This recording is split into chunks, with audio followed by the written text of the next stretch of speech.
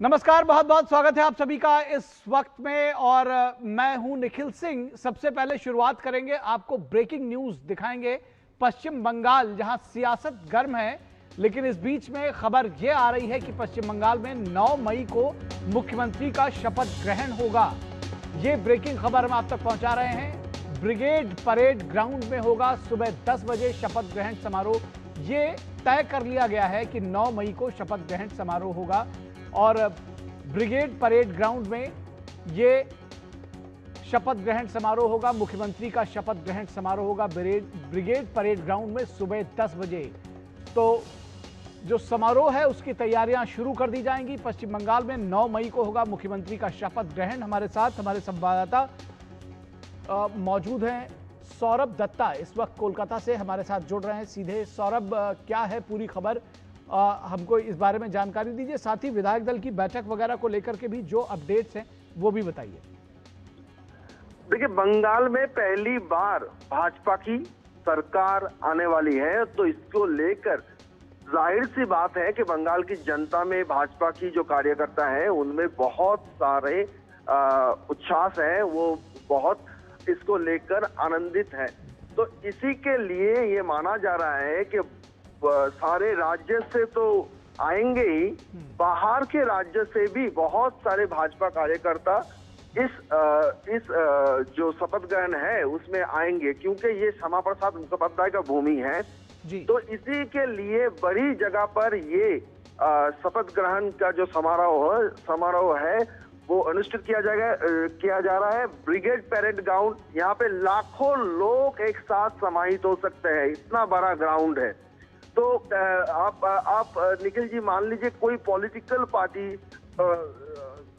ये देखा नहीं जाता कि उसमें रैली करने की भी कोशिश करते हैं, क्योंकि इतना लोग जुटा पाएंगे या नहीं इस चिंता में वहां पर राजनीतिक रैली भी, पॉलिटिकल रैली भी ज्यादा होता नहीं है जी। तो उसी मैदान पर इस बार शपथ ग्रहण अनुष्ठान होगा, तो ये बड़ी बात है। और दूसरी बात है कि अभी समीक भट्टाचार्य जो बीजेपी के राज्य सभापति है, वो नवान्न में, यानी नवान्न का मतलब है स्टेट सेक्रेटेरिएट, जिसका नाम नवान्न है, वहां पर जा रहे हैं। चीफ सेक्रेटरी दुष्यंत नारियाल से वेट करने के लिए जा रहे हैं। ऑफिशियल ब्रीफिंग तो यही है कि पोस्ट पोल वायलेंस के लिए बातचीत करने के लिए जा रहे हैं। लेकिन एक तरफ से सरकार बनने की जो तैयारी है वो एक शुरू हो गया है, और अभी वो देखने को भी मिल रहा है। आप समझ ही रहे हैं कि स्टेट प्रेसिडेंट सीएस के साथ, राज्य के मुख्य सचिव के साथ वेट करने जा रहे हैं। और आज ही जो 207 विधायक, भाजपा के जो 207 विधायक जीते हैं, उनको लेकर भी बैठक होगा। ऑब्जर्वर के तौर पर गृह मंत्री अमित शाह जी आएंगे रात को, लेकिन उससे पहले ही 207 जो एमएलए है उनके साथ बातचीत होगी। किसका कौन से विधायक का क्या ओपिनियन है, सबके साथ सबका विचार जाना जाएगा। पोर्टफोलियो को लेकर सीएम कौन बनेंगे इस बारे को लेकर, अगली सरकार की कर्मसूची क्या होगा इस बारे को लेकर।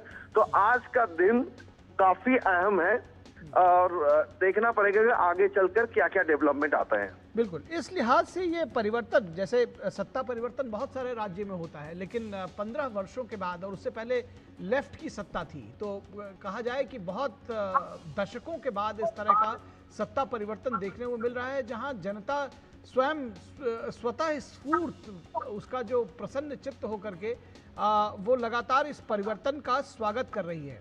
तो किस तरह से आप देखते हैं कि ये जो शपथ ग्रहण समारोह होने जा रहा है वो सिर्फ एक सरकारी समारोह तक सीमित नहीं होने जा रहा है? जो संकेत मिल रहे हैं उससे ऐसा लगता है, क्या कहेंगे आप? देखिए, ये जो सरकार अब बनने जा रही है, ये माना जा रहा है कि ये जनता की उम्मीदों का सरकार है। जो 15 साल से, खास 15 साल की शासनकाल में कानूनी व्यवस्था को लेकर, शिक्षा को लेकर, स्वास्थ्य को लेकर, महिलाएं सुरक्षाओं को लेकर, विकास को लेकर, बेरोजगारी को लेकर, आम आदमियों के भीतर तो उनके जो हताशा वो कहीं ना कहीं जाकर इस चुनाव में देखने को मिला है। क्योंकि जब वो भयमुक्त, डरमुक्त होकर ये चुनाव में भागीदारी किए हैं, अपना वोट डाले हैं, मतदान किए हैं, तो वो जो उभर कर आया है, ये जो 200 सीट भाजपा मान रही है कि ये 200 सीट से 200 से ज्यादा सीट, 260 सीट, इसका मतलब है एक ह्यूज मैंडेट भाजपा को मिला है।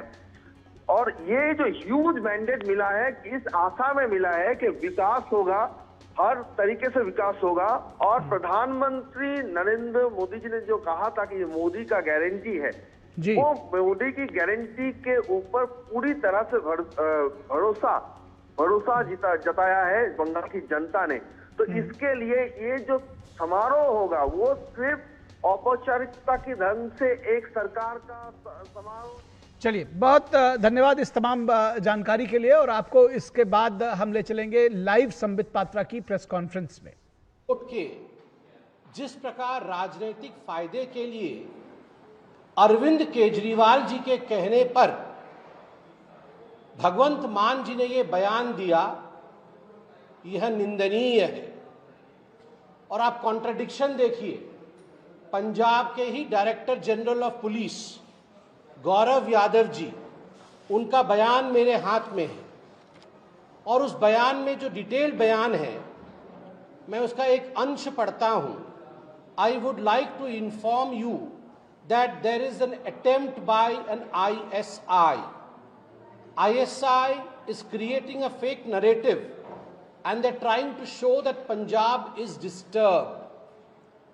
ये जो डायरेक्टर जनरल ऑफ पुलिस है, पुलिस के सर्वोच्च अधिकारी जो पंजाब के हैं, जो खुद भगवंत मान जी के सरकार के सबसे बड़े पुलिस अधिकारी है, उनका बयान है कि ये जो बम ब्लास्ट हुआ है उसके पीछे सरसरी नजर से और पहले जांच के आधार पर मालूम पड़ रहा है कि आईएसआई का हाथ संभव है। और आईएसआई एक ऐसा मैसेज देने का प्रयास कर रही है मानो पंजाब के अंदर सब कुछ ठीक नहीं है, डिस्टरबेंस चल रहा है। यह पहली बार नहीं हुआ। पंजाब और जम्मू कश्मीर में इस प्रकार के स्थितियों को उत्पन्न कराने का काम समय समय पर पाकिस्तान और आईएसआई आतंकवादियों के माध्यम से करते रही है। अभी उसकी जांच चल रही है। मगर अरविंद केजरीवाल जी के कहने पर जो बयान दिया गया है, यह जो बयान आम आदमी पार्टी का है, यह देश को तोड़ने वाला है, संवेदनहीन बयान है, निंदनीय बयान है, और यह हाइट ऑफ फ्रस्ट्रेशन है। ये इंडी गठबंधन का हाइट ऑफ फ्रस्ट्रेशन है। आज आप देखिए, सभी ये इंडी गठबंधन वाले, ये राहुल गांधी, अरविंद केजरीवाल, ममता बनर्जी, ये सारे एक हो गए हैं। जब एक होना होता है चुनाव लड़ने के लिए, तब ये एक हो नहीं होते हैं, अलग अलग लड़ते रहते हैं। मगर हार के बाद सब एक हो गए हैं।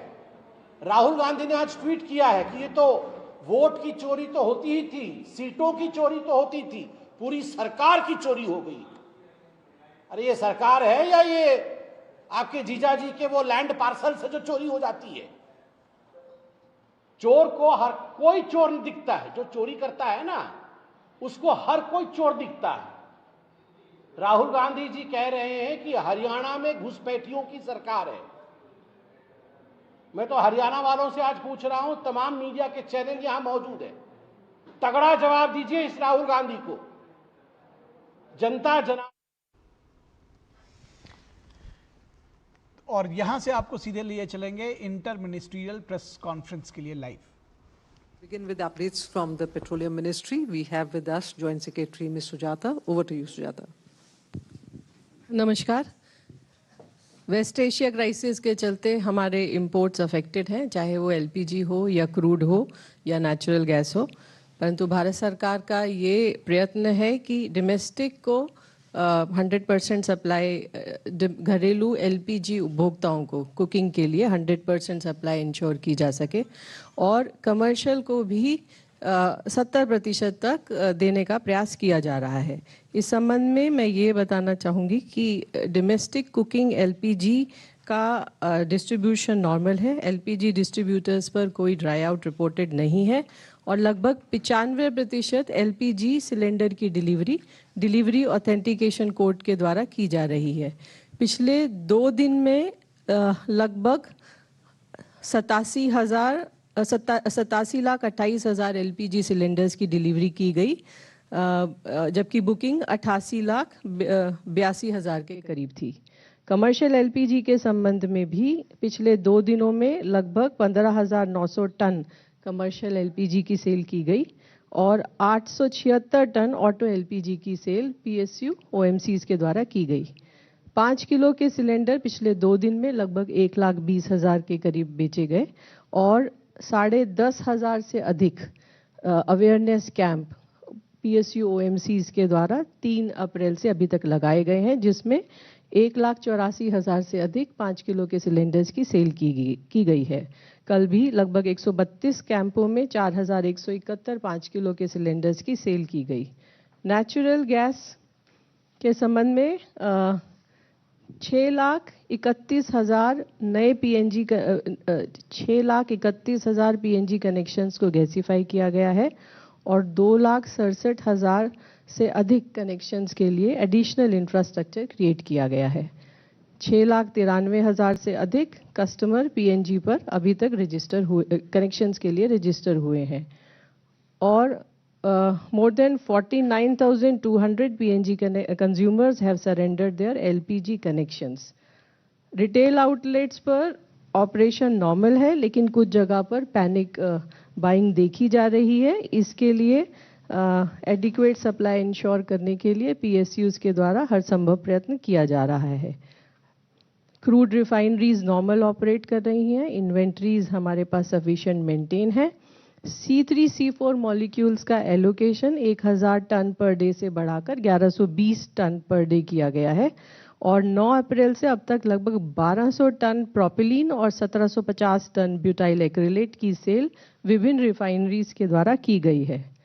एनफोर्समेंट एक्शन भी लगातार चल रहा है। कल भी स्टेट गवर्नमेंट्स के द्वारा लगभग 2,100 जगह पर रेड्स इंस्पेक्शन कंडक्ट की गई हैं। ऑयल पीएसयूज के द्वारा भी सरप्राइज इंस्पेक्शन किया जा रहा है। क्यूमुलेटिवली अभी तक लगभग 3,139 शो कॉज नोटिस डिस्ट्रीब्यूटर्स को दिए गए हैं। 366 डिस्ट्रीब्यूटर्स पर पेनल्टी लगाई गई है और 75 डिस्ट्रीब्यूटर्स को सस्पेंड भी किया गया है।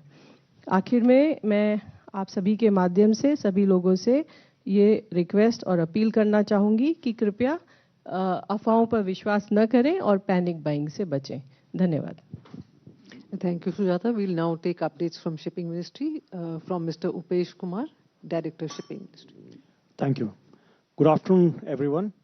The Ministry of Port Shipping Waterways continues to coordinate with the Ministry of External Affairs, Indian missions, and maritime stakeholders to ensure seafarer welfare and uninterrupted maritime operations.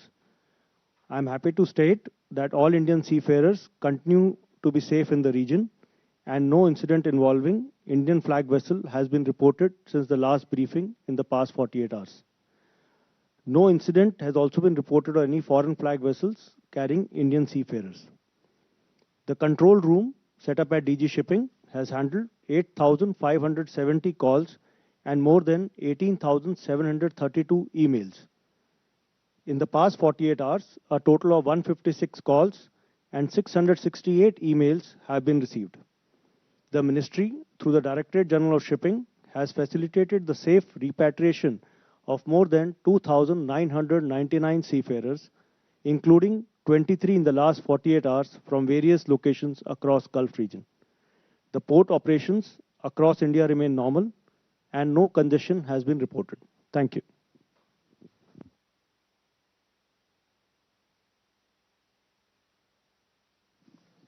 Thank you, Upesh. Now we'll take the questions. Yeah, just keep on passing the mic to the next person. Good afternoon. My name is Saptaparna Ghosh. I'm from The Hindu. Wanted to ask Upesh sir about, Secretary of State of the United States, Marco Rubio, made certain comments the other day about the offensive part of the operation, that is Epic Fury, being behind them, and the fact that they are testing for like a kind of a fragile ceasefire. So what is the shipping ministry's reading into it, and what does this movement, does this have any implication or any, positivity for a movement of our ships across the Persian Gulf? If you could please share some perspective.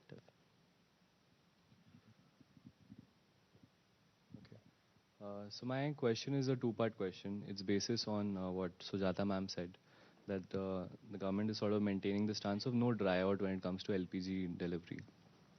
So my question is, what is India doing to improve the infrastructure when it comes to storing gas?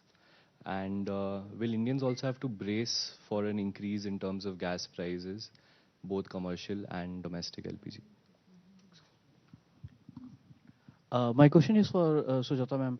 I mean, there are reports that Reliance Industries is shutting its 33 million tons refinery for maintenance turnaround. Can you provide details as to what are the dates for, when it will be under maintenance, and if any other refinery is also planning maintenance in May, June? Thank you. Hi, Sukal from the Indian Express. First question is to Opesh sir. Sir, you know, just wanted to understand the government's view on this Operation Freedom by the United States.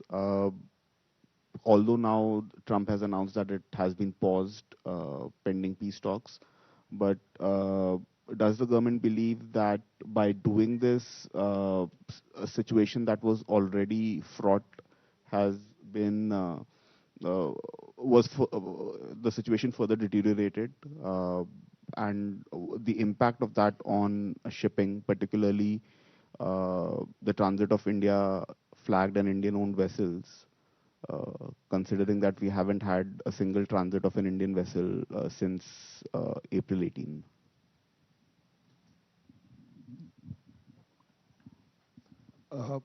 My question is to Sujata ma'am. Ma'am, while LPG prices have increased, at least that's what media reports are saying, but there is a lot of speculation and back and forth in terms of whether the petrol and diesel prices will also rise or not. Keeping the politics part aside, a lot of citizens are also believing that the government is sooner or later going to increase. So if you can provide some clarity regarding that.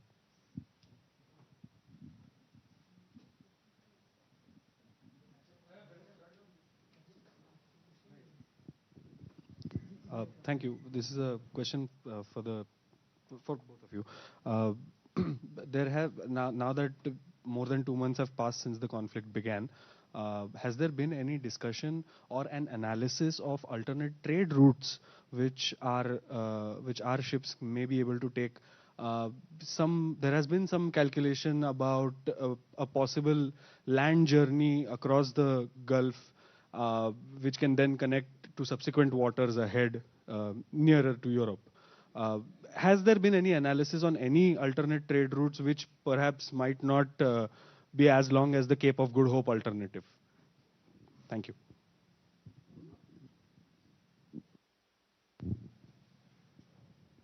So I will first take the shutdown question about Reliance. I will like to tell you that shutdown, turnaround, these are the normal, part of operation as far as refinery is concerned. And we in the ministry try to ensure that all the shutdowns don't happen at one time. So it has to be scattered so that the supplies for the country, for the domestic market is not affected.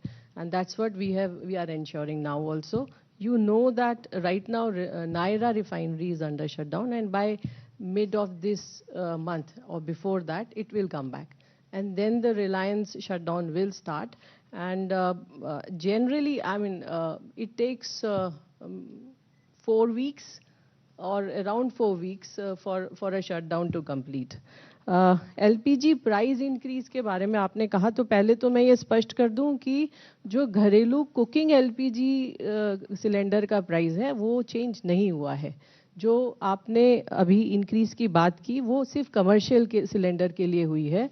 मैं दोबारा से कहती हूँ कि domestic LPG cylinder पर कोई increase नहीं हुआ है. इसी तरह जो पेट्रोल पंप पर पेट्रोल और डीजल है उसके प्राइस में भी अभी कोई वृद्धि नहीं की गई है.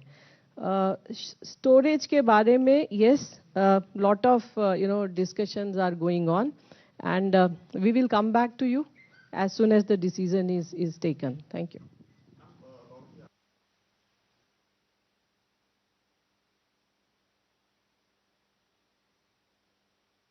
Absolutely.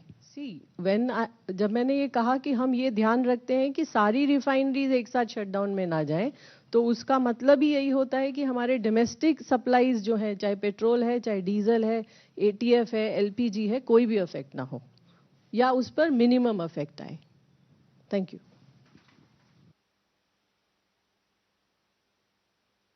मैंने आपको बताया कोई इंक्रीज नहीं किया गया है।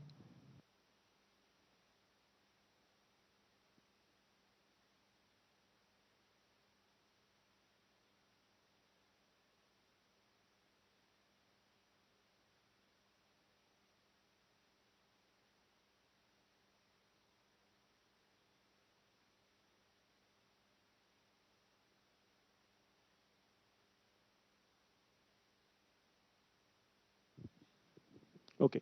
So, Operation Epic Fury. I don't think I can comment on US or how it is going to affect, but we are continuously monitoring the situation along with Ministry of External Affairs, and we are in touch with our Indian embassies abroad. And with respect to, I think second question was also of freedom. So my answer will remain the same, that I will not hazard a guess on international relations, and that's not my job. MEA represent. It will have, so, you know, the entire government of India as a whole of government approach, as the policy of the government is monitoring the situation. And regarding transit of Indian vessels, if you remember, we have already briefed that as of now, if I remember correctly, about 11 vessels carrying Indian cargo, of which 10 are Indian flagged, have already crossed Strait of Hormuz. And the last one was Sarv Shakti, which crossed on 2nd May and is supposed to come to New Mangalore and reach by 8th May. And efforts are in hand to get our cargo as well as our flagships out of that as early as possible. And we are closely coordinating with Ministry of External Affairs on the same. Now, with respect to alternate trade routes, yes, I am sure both the industry as well as the ministries, there have been multiple discussions on how to ensure that the trade is normalized. For which I'm happy to state, like we had started initially, and there was reports of congestion on Indian ports, which is no more there. In fact, the port occupancy ratio, if I am right, has come down to 60% from earlier 80%, which shows normalization. Even the containers which were back to town have reduced by 98.8%, or probably by today 99%. Further, there are alternate shipping services which have been operationalized with shipping lines such as CMH, EGM, Unifeeder, Maersk, connecting JNPA, Mundra, Hazira to Sohar, Al Fujairah, Khor Fakkan. So there are many places which have been activated. The cargo is moving. And unfortunately, there is no Cape of Good Hope for Strait of Hormuz. So, but there are efforts in hand both by governments as well as the industry to find alternate sources. And as you are aware, MOPNG has briefed you, there is no shortage. So that means whatever people are doing, it is having a positive effect. Thank you.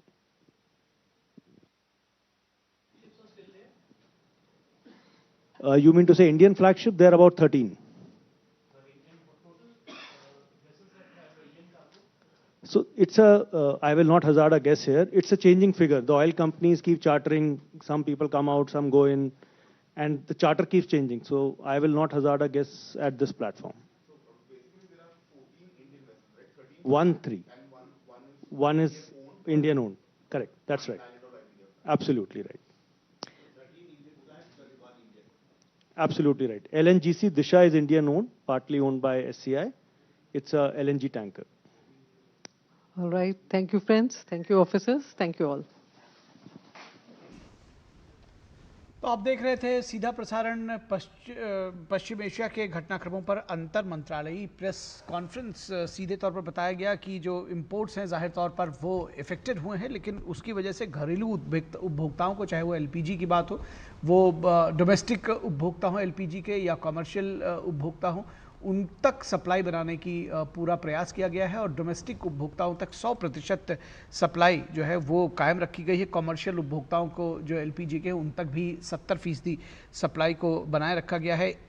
1,20,000 जो 5 kg के LPG cylinders हैं उनको बीते 2 दिनों में ही उनकी cell हुई है, तो उसको भी कैंप्स लगाकर वो सेल किया जा रहा है। उसके साथ ही साथ जो क्रूड रिफाइनरीज हैं वो नॉर्मली ऑपरेट कर रही हैं, उनमें किसी तरह की कोई बाधा नहीं है। और साथ ही साथ पश्चिम एशिया का जो क्षेत्र है उसमें मौजूद सभी जो भारतीय सी फेरर्स हैं उनको वो सब सुरक्षित हैं। और साथ ही साथ ये भी बताया गया है कि गल्फ क्षेत्र से अब तक 300 नाविकों की स्वदेश वापसी हो चुकी है। तो कुछ जगहों पर पैनिक बाइंग भी की गई है एलपीजी के विशेष संदर्भ में, लेकिन ये भी साथ साथ अपील की जा रही है कि घबराने की कोई ज़रूरत नहीं, स्थितियां पूरी तरह से नियंत्रण में हैं। और अब बात करते हैं राजनीतिक खबरों की। इस वक्त में जिस तरह से हम आपको बता रहे हैं कि अब 5 प्रदेशों में नई सरकार के गठन का रास्ता साफ हो गया है, लेकिन हम आपको साथ साथ ये भी बता दें कि पश्चिम बंगाल की जो सियासत है वो अपने आप में तमाम यू टर्न्स ले रही है, तमाम तरह के वहाँ पर बातचीत सामने आ रही है, क्योंकि ममता दीदी ने एक और हट जो है वो ठान लिया है कि हम इस्तीफा नहीं देंगे।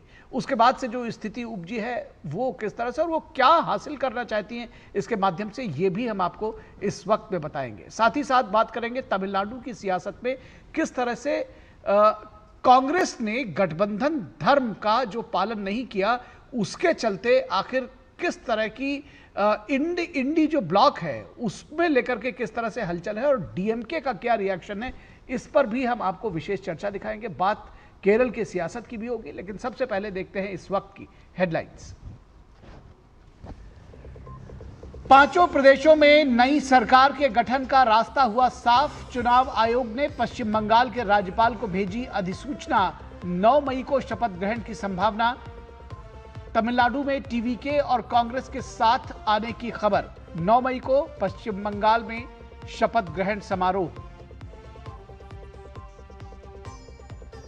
पश्चिम बंगाल के पर्यवेक्षक बने अमित शाह कल शाम पहुंचेंगे कोलकाता। जेपी नड्डा को दी गई असम की जिम्मेदारी।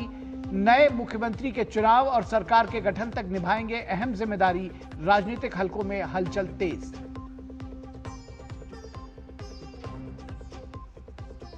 ममता बनर्जी के इस्तीफा न देने की हठधर्मी की चौतरफा हो रही है निंदा। भाजपा ने कहा संविधान में सभी विकल्प मौजूद, कोई भी कानून से ऊपर नहीं।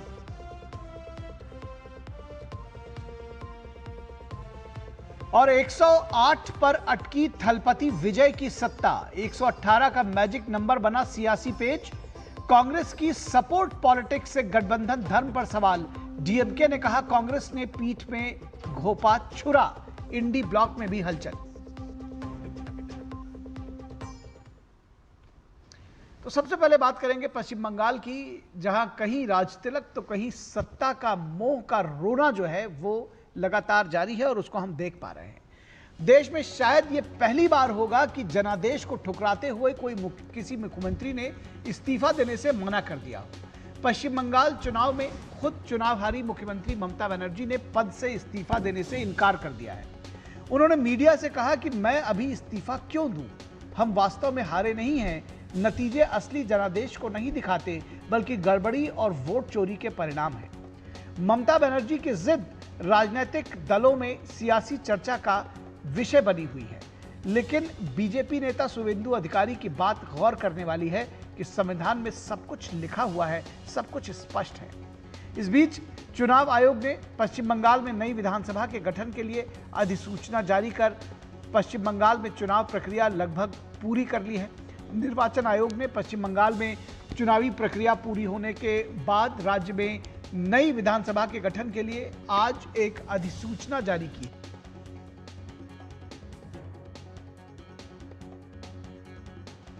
और यह अधिसूचना पश्चिम बंगाल के राज्यपाल को भेजी गई है।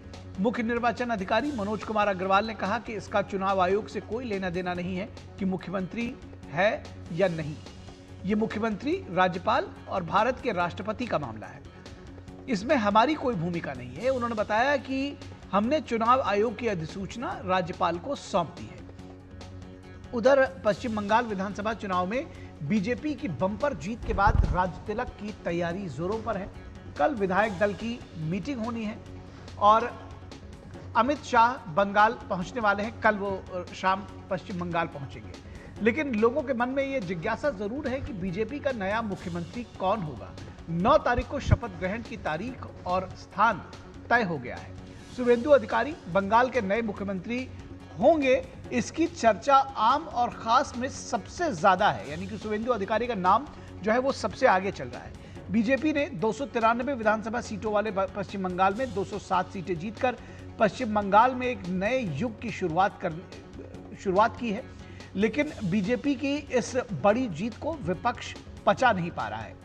सीएम ममता बनर्जी हारने के बाद भी सत्ता मोह से उबर नहीं पा रही हैं। जनादेश स्वीकार करने के बजाय वो उसे वोट की लूट बता रही हैं। अब वे इंडिया गठबंधन को सक्रिय करना चाहती हैं, लेकिन सवाल ये जरूर पूछा जाएगा कि कांग्रेस हो या कम्युनिस्ट, सब एक दूसरे के खिलाफ चुनाव में आखिर लड़ते क्यों दिख रहे थे।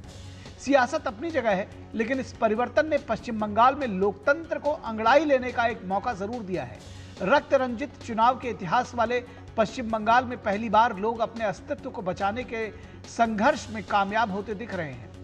कहीं गुंडे मवाली तोड़फोड़ करके आम लोगों को का उत्साह जो है वो फीका जरूर करने की कोशिश कर रहे हैं, लेकिन पिछले 2 दिनों में पश्चिम बंगाल में जो बदलाव लोगों ने सड़क पर देखा है वो दरअसल लोगों का अपना सपना था। और कोई तोलेबाजी नहीं, कहीं कोई ट्रक ड्राइवर या कारोबारी से वसूली का नाका नहीं लगा हुआ है, कोई गुंडागर्दी नहीं चल रही है। भय मुक्त चुनाव के बाद ऐसा नज़ारा पश्चिम बंगाल के लोगों ने 50 साल के बाद देखा है। पश्चिम बंगाल प्रशासन बिना रंगदारी किसी भी उपद्रवियों को, जो रंगदारी वसूलने वाले थे, जो ऐसे लोग थे, किसी भी उपद्रवियों को बख्शने के मूड में नहीं है। कई शिकायतें ऐसी भी मिली है जिसमें पुराने सिंडिकेट बीजेपी का झंडा लेकर इलाके में अपनी दादागिरी स्थापित करने की कोशिश कर रहे हैं। प्रशासन ने इन्हें पहचानने की ने कहा है कि ऐसे लोगों को पहचानने की सख्त जरूरत है, इनके खिलाफ कार्रवाई की जाएगी। ये जीत पश्चिम बंगाल के आम और खास को खुशियां मनाने का अवसर दे रही है। इसके खिलाफ हिंसा की कोशिश एक साजिश ही मानी जानी चाहिए।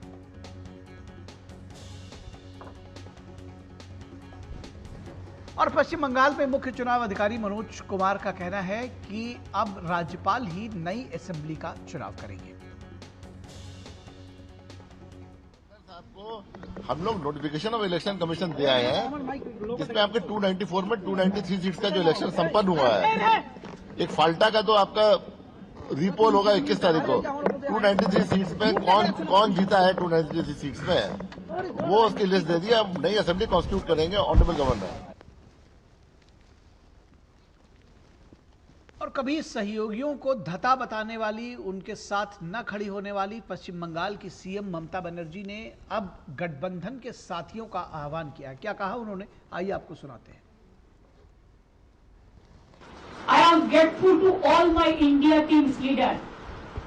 Sonia ji rang up me, Rahul Gandhi rang up me, Arvind Kejriwal, Uddhav Thackeray, Akhilesh Yadav, Tejaswi, Hemant Soren Yadav, Jharkhand Chief Minister, all the allies of United India Alliance, Indian Alliance, they said we are totally, absolutely with you. I think our solidarity will be united and strong. तो आपको याद होगा कि ममता बनर्जी ने, TMC ने लोकसभा चुनावों के दौरान इंडी गठबंधन का पालन नहीं किया था। जो गठबंधन बना था, ममता दीदी उसमें सक्रिय जरूर थी, लेकिन पश्चिम बंगाल में उन्होंने कांग्रेस को भी सटने नहीं दिया था अपने साथ में, और लेफ्ट को भी नहीं लगने दिया था।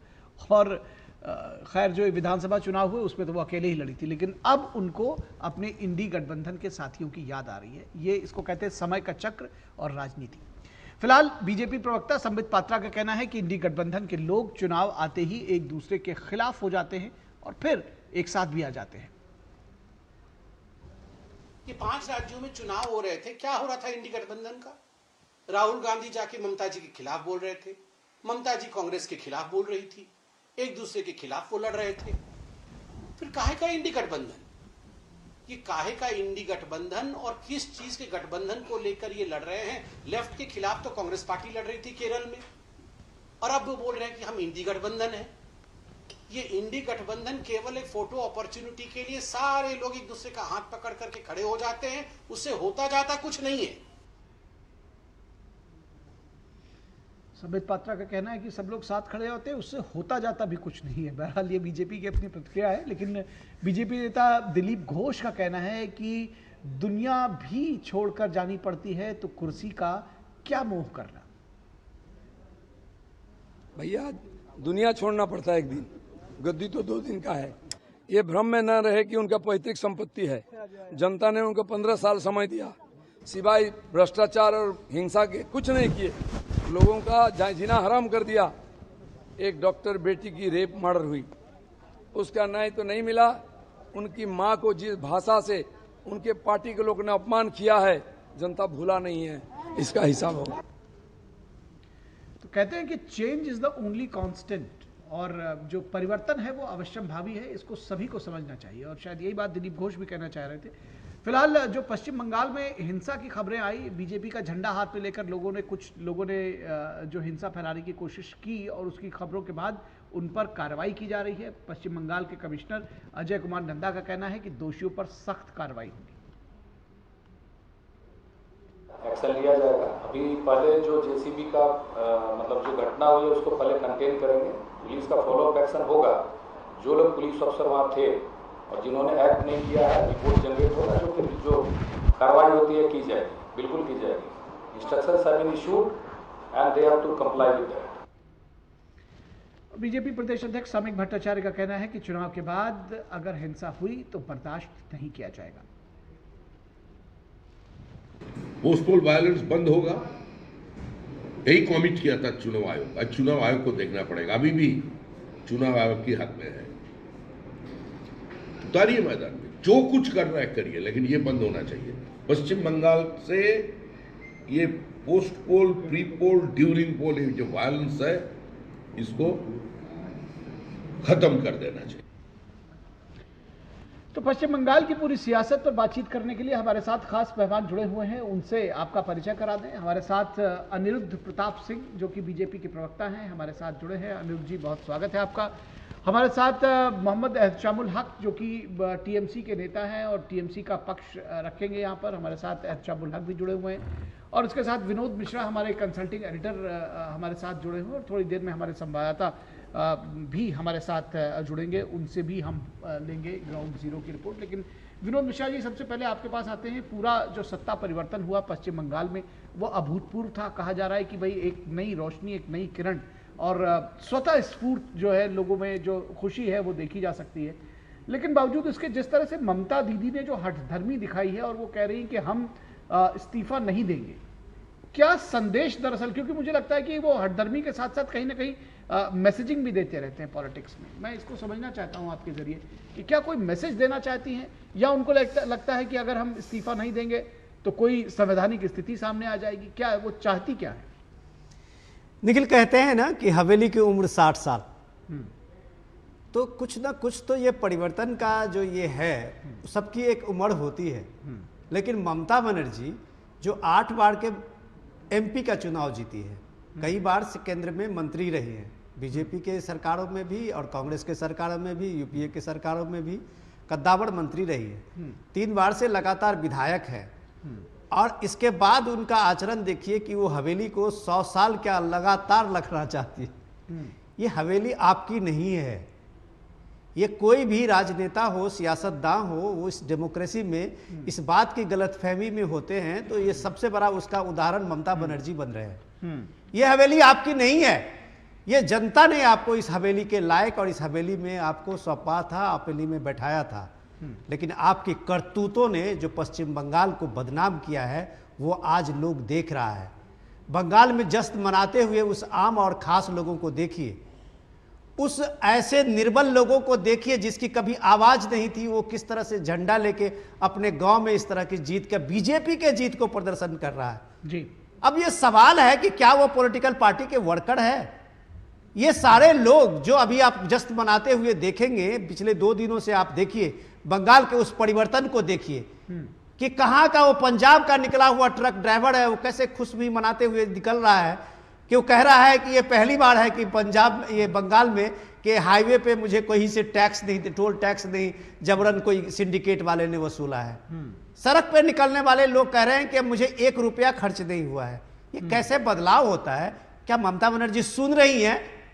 क्या वो देख रही है इस परिवर्तन को, आम लोगों के उत्साह और उसके विश्वास को, लोकतंत्र के इस पर्व को?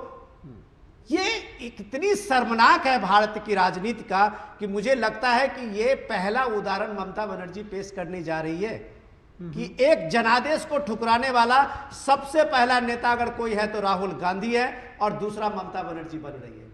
हर जनादेश के बाद आज राहुल गांधी का ट्वीट देखिए जी कि वो सीधे सीधे बीजेपी के इस जीत को नकार रहे हैं। तो आप केरल में क्यों अपना मुख्यमंत्री बना रहे हैं? वही चुनाव आयोग ने आपको केरल में इतना बड़ा मैंडेट दिलाया है और आप उस चुनाव आयोग को वहां केरल के लिए वो ठीक है, जनादेश है, वो वहां के नेता मुख्यमंत्री के दावेदार हैं, वो कह रहे हैं ये राहुल गांधी की जीत है। तो ये बंगाल में राहुल गांधी की हार क्यों नहीं है? ये मोदी का आप इलेक्शन कमीशन का दिखाते हैं और चुनौती देते हैं कि ये सारे वोट चोरी है। ये ममता बनर्जी जो कर रही है निखिल, ये सीधे सीधे ये बात है कॉन्स्टिट्यूशनली आप अगर देखिए कि 7 तारीख का विधानसभा का एंड है जी। राज्यपाल को चुनाव आयोग ने चुनाव प्रक्रिया की एक समाप्ति की घोषणा कर दी है अधिसूचना जारी करके। आज की तारीख में Mamata Banerjee as a person unknown person रह गई है। लेकिन अगर वो मुख्यमंत्री के कैपेसिटी में अपने को मानती है तो आप ये बताइए कि एक सम्मानजनक तरीके से उनका इस्तीफा देने से उनका कद बढ़ता है या कद छोटा होता है? मुख्यमंत्री तो वो आज के बाद बिल्कुल नहीं है, लेकिन अगर उनको सम्मान बनता है, उसमें राजनीति देखिए कि आज अखिलेश यादव जा रहे हैं ममता बनर्जी से मिलने, तेजस्वी यादव से लेके पूरा इंडिया गठबंधन सक्रिय हुई है। तो ममता बनर्जी जो सोनिया गांधी को फोन कर रही थी तो बताती कि इलेक्शन में साथ लड़ लेते। वहां आप इलेक्शन में राहुल गांधी पूरे ममता बनर्जी के 15 साल की चार्जशीट वहां दिखा रहे थे लोगों के सामने में। सबसे भ्रष्ट मुख्यमंत्री राहुल गांधी बता रहे थे ममता बनर्जी को। आज इंडिया गठबंधन का वो सबसे बड़ी नेता बन रही है। तो सवाल ये नहीं है, आप जनता को भरमाने की जो कोशिश कर रहे हैं इसका जवाब पश्चिम बंगाल के जनता ने दिखाया है और आपको दिखाया है कि लोकतंत्र में उत्सव कैसे होता है। ये इस देश को पश्चिम बंगाल से देखना चाहिए। मोहम्मद शामुल हक, अगर जिसको कहते हैं कि भाई जो जनता का निर्णय होता है वो सर्वोपरि होता है, तो उसको अगर स्वीकार कर लेती, एक सम्मानजनक एग्जिट मिलती, और ये तो राजनीति है, हार जीत लगी रहती है, इस बार हारी है, उनको संघर्ष करना चाहिए। लेकिन वो ये मैसेज क्या है ये भी मैं आपसे समझना चाहूंगा कि इस्तीफा ना देकर क्या साबित करना चाहती हैं आपकी नेता ममता बनर्जी? निखिल जी, लोकतंत्र का सबसे बड़ा महापर्व का जिस हिसाब से देखा आपने कि जनता द्वारा मैंडेट भारतीय जनता पार्टी को दिया गया है, तो मैं सबसे पहले आपके चैनल के माध्यम से मैं पूरे पश्चिम बंगाल के लोगों को बधाई देना चाहता हूं। लेकिन साथ साथ हमारी नेत्री ममता बनर्जी जो इस्तीफा नहीं दी उसकी वजह, उसकी रीजन सिर्फ एक है। उन्होंने कहा हमें भारतीय जनता पार्टी से किसी तरह का कोई लेना देना नहीं है, हमें भारतीय जनता पार्टी से शिकायत नहीं है, हमारी शिकायत है चुनाव आयोग से। हमें हारे नहीं है, हम हराए गए हैं। इसलिए वो एक ऐसे चीफ मिनिस्टर के साथ साथ वो एक एडवोकेट भी है। तो कानून हो सकता है कोई दफा उनको मालूमात होगा, इस वजह कर वो अपने तमाम इंडिया गठबंधन के लोगों को बुलाए रहे हैं। तो जरूर न कोई यहाँ पे कोई पेच है या कानून की प्रक्रिया है, इस वजह कर वो नहीं दे पा रही है। हालांकि इस तरह का तो संविधान में कभी देखा नहीं क्लियर नहीं है कि वो इस्तीफा क्यों नहीं दे रही हैं। आप इस बात को लेकर साफ नहीं है कि इस्तीफा वो क्यों नहीं दे रही हैं। चलिए कम से कम आपने जी इस पे मैं क्लियर बता नहीं सकता हूँ।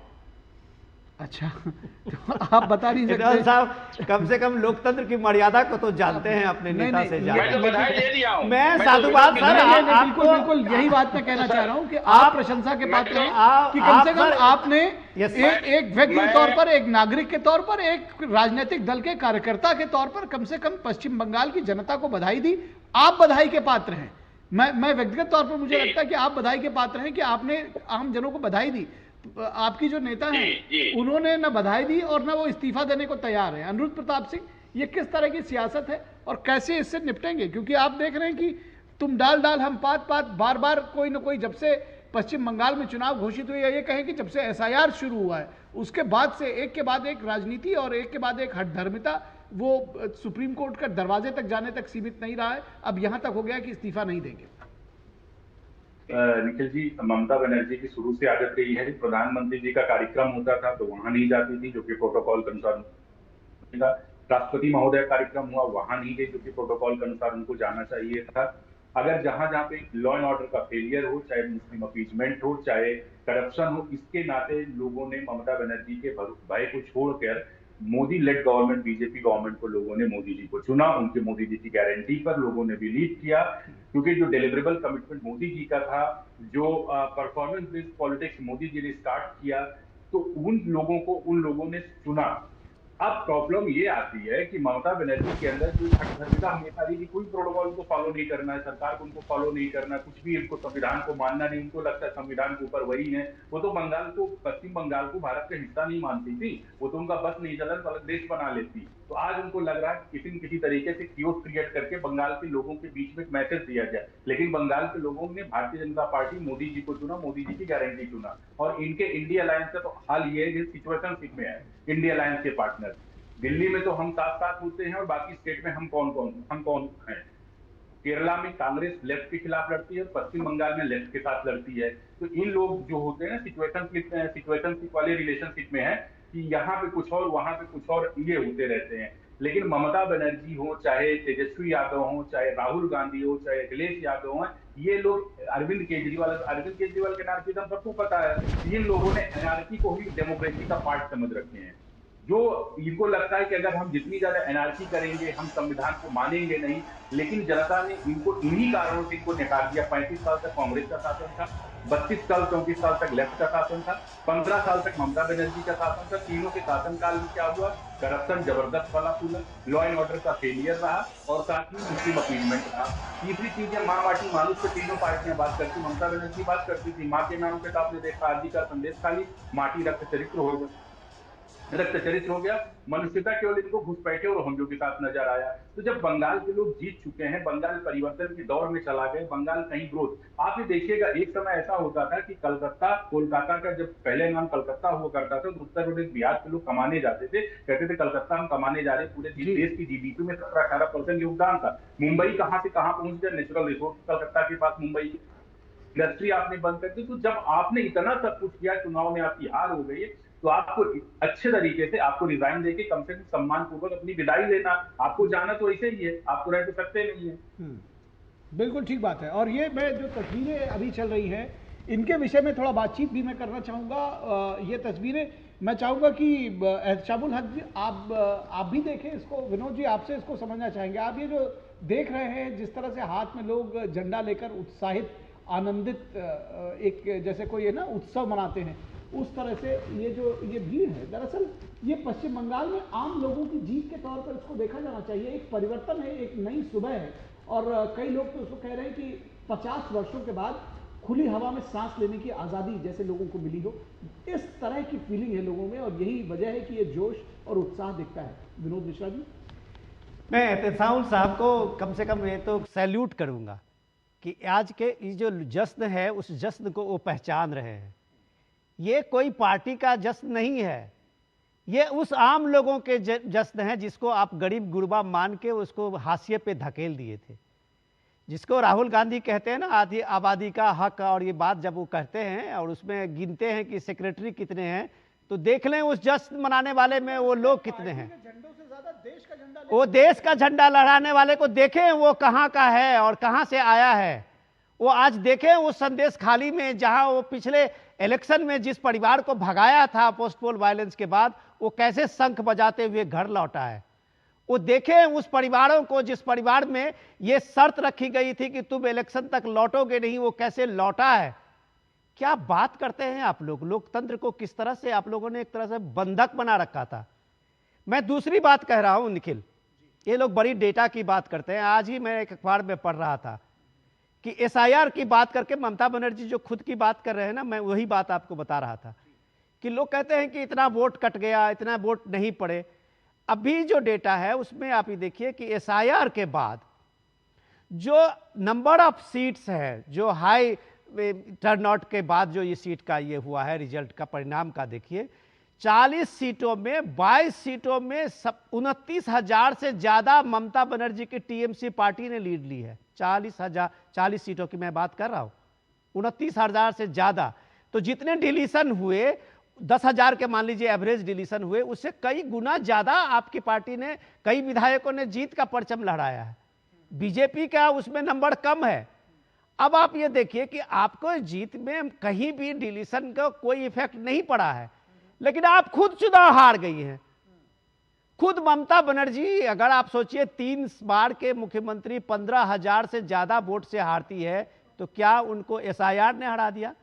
और फिर वो 40 जो विधायक उनके जो जीते हैं, जिनको पिछली बार से ज्यादा रिकॉर्ड वोट मिला है, तो क्या उसको SIR ने जिता दिया? क्या तर्क है भाई आपका?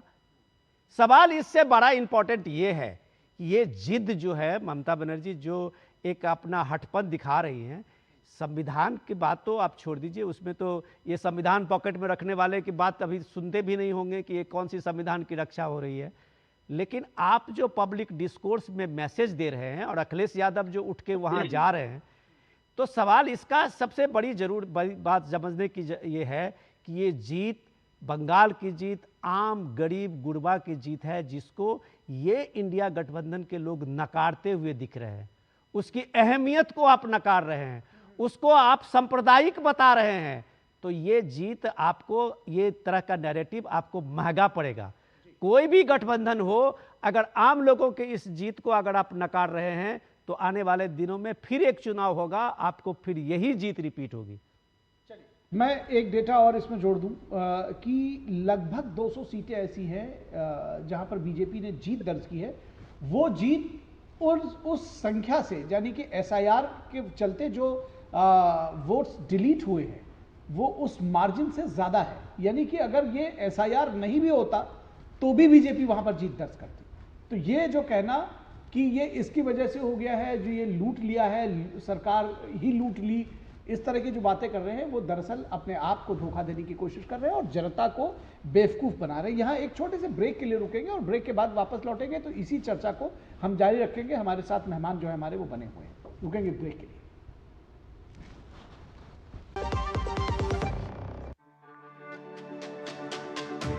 मेरी पसंद, मेरी पसंद, मेरी पसंद, मेरी पसंद, हमारी पसंद, हम सबकी पसंद। मजबूत देश का मजबूत सरिया हो गया स्टील। बीमारी उम्र देखकर नहीं आती, इसलिए हेल्थ इंश्योरेंस बहुत जरूरी है। पॉलिसी बाजार ऐप पर 1 करोड़ का हेल्थ इंश्योरेंस सिर्फ 550 रुपए महीने से शुरू।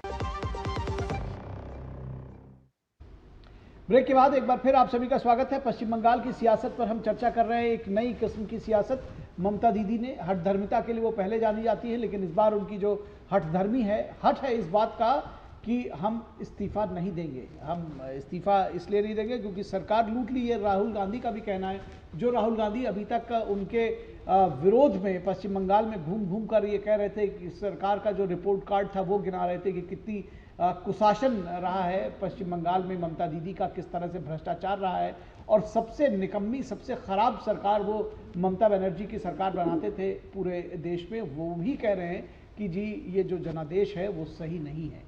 तो इस पूरे विषय पर चर्चा कर रहे हैं। हमारे साथ खास मेहमान जुड़े हुए हैं। अनिरुद्ध प्रताप सिंह बीजेपी के प्रवक्ता हमारे साथ जुड़े हैं, उनके पास जाएंगे, उनका रुख करेंगे। अनिरुद्ध जी, आपसे जानना समझना चाहेंगे कि आखिर ये जो पूरा जिस तरह से ये बार बार कहा जा रहा है कि ये तो चुनाव लूट लिया, ये तो सरकार लूट लिया, और एक ये हठधर्मिता जो सामने आई उस पर तो हमने देखा ही, ये क्या कोई मैसेजिंग देने की कोशिश अभी भी की जा रही है पूरे देश में? क्योंकि ये जो एक नया ट्रेंड आ गया है कि जनादेश का निरादर करो, कम से कम सर आंखों पर उसको न रखो, ये लोकतंत्र को भी कमजोर करता है और लोगों के को भी एक तरह से अपमानित करता है।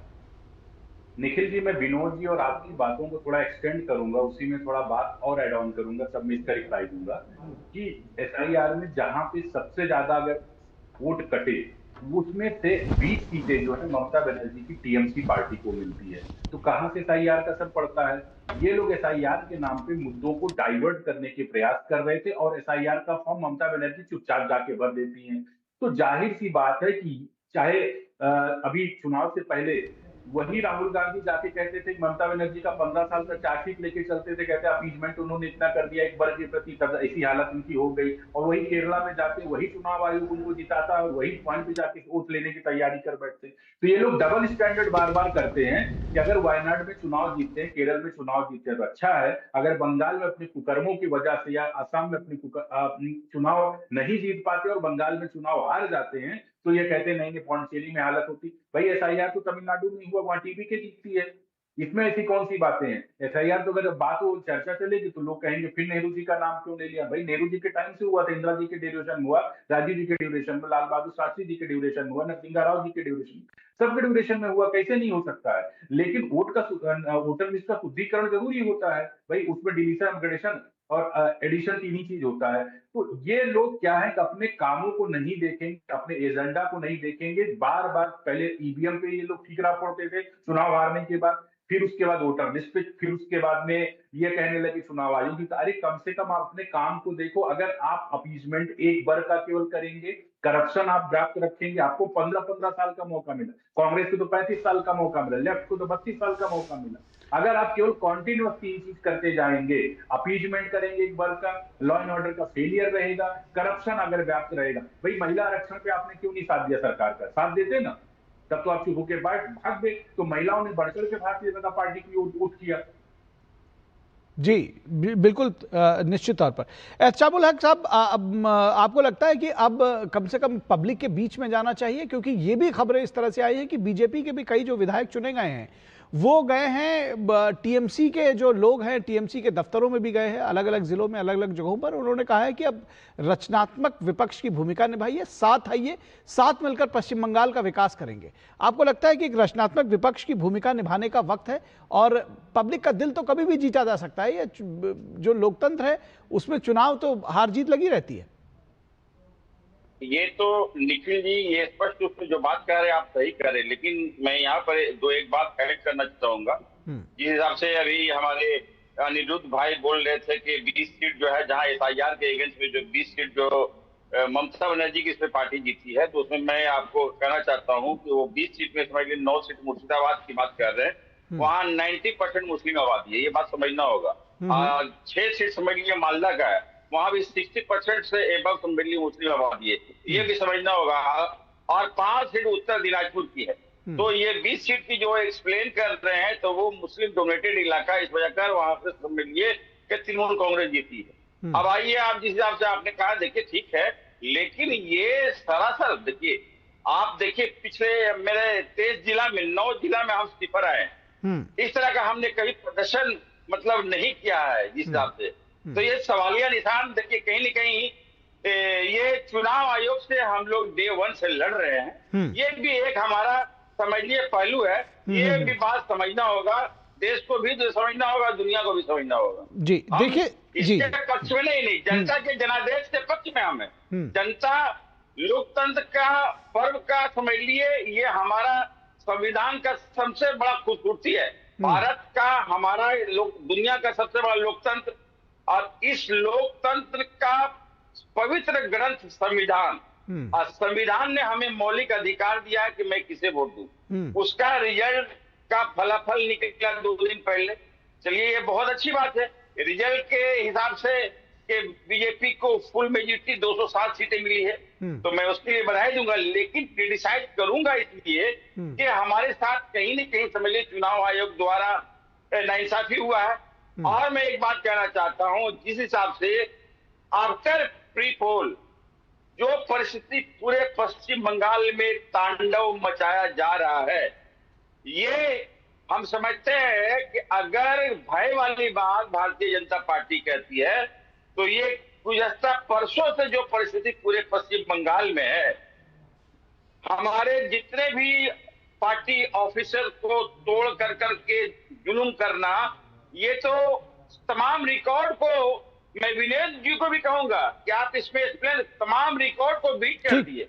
ठीक, तो ये हमारे मोदी जी परसों कहे थे, मोदी जी हमारे आदरणीय प्रधानमंत्री जी कहे देश के लोगों से कि मुझे बदला नहीं, बदलाव चाहिए। बिल्कुल ठीक है, इस पर भी चर्चा को आगे जारी रखेंगे, इस पर भी चर्चा को आगे बढ़ाएंगे। लेकिन एक बात मैं कह के और फिर एक छोटे से ब्रेक पर जाऊंगा, ब्रेक के बाद वापस लौटेंगे, इस चर्चा को जारी रखेंगे। लेकिन एक छोटी सी बात यह है कि जब किसी की कोई भी व्यक्ति लगातार सफलता के ट्रैक पर होता है और वो असफल हो जाए तो पहले वो डिनायल मोड में आता है। आप कह रहे हैं कि 9 जिलों में आप सिफर पर रहे हैं, जनता ने वोट नहीं दिया है। इस बात को पहचानने की, इस बात को जिसको कहते हैं ना कि हाजमा दुरुस्त करिए, इस बात को पचाने के लिए कि आपको जनता ने वोट नहीं दिया, उनके बीच में जाइए, काम करिए। रुकेंगे एक ब्रेक के लिए, ब्रेक के बाद वापस लौटेंगे, इस चर्चा पर जारी रखेंगे इसको।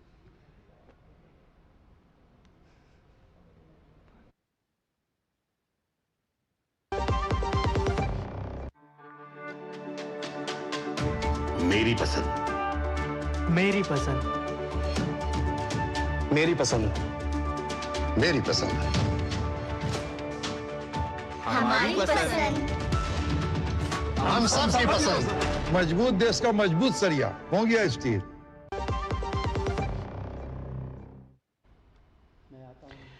ब्रेक के बाद एक बार फिर आप सभी का स्वागत है। पश्चिम बंगाल की सियासत पर चर्चा हो रही है। अनिरुद्ध प्रताप सिंह बीजेपी के प्रवक्ता, मोहम्मद एहतशामुल हक टीएमसी के नेता हैं और टीएमसी का पक्ष रख रहे हैं, वो राजनीतिक विश्लेषक भी हैं, और विनोद मिश्रा हमारे कंसल्टिंग एडिटर, वो भी हमारे साथ जुड़े हुए हैं इस पूरी खबर पर बातचीत करने के लिए।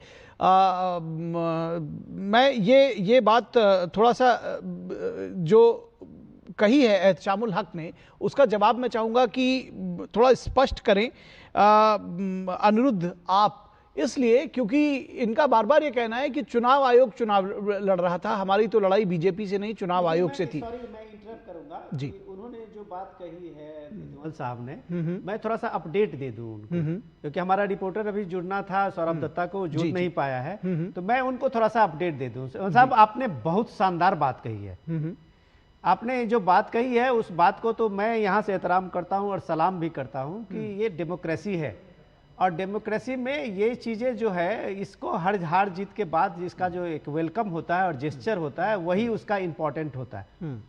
अभी मैं ये चीज़ आपको बता रहा हूँ कि वहाँ बीजेपी के ही जो नेता हैं, पार्टी के अध्यक्ष हैं, वो जाके नवन्ना में सेक्रेटरी से मिले हैं, चीफ सेक्रेटरी से, और उन्होंने उनको इंश्योर करने के लिए कहा है कि बंगाल में पोस्ट पोल वायलेंस का जो एक परंपरा है, इतिहास है, इसको अब खत्म होने चाहिए। जी।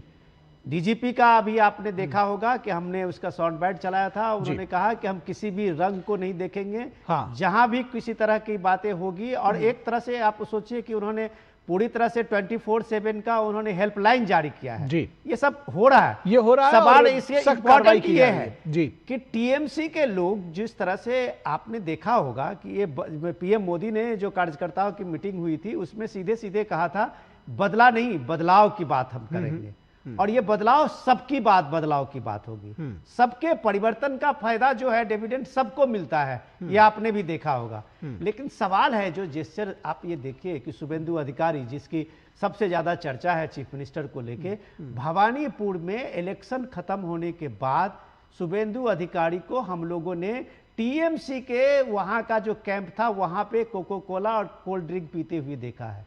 ये जेस्चर है, ये जेस्चर है कि आज जो वहाँ पे जो विधायकों का आप हमारे पास है, अब अगर आप कहें तो हम उसको सारे शॉर्ट्स चला दें कि जो जीते हुए कैंडिडेट हैं बीजेपी के, वो उस जगह पे वहाँ पे बंगाल में उस जगह पे गए हैं टीएमसी के गुंडों में, जिन्होंने ये किया था, और उसके बाद बीजेपी ने रिएक्ट किया था, वहाँ जाके परिवार से माफी मांगी है।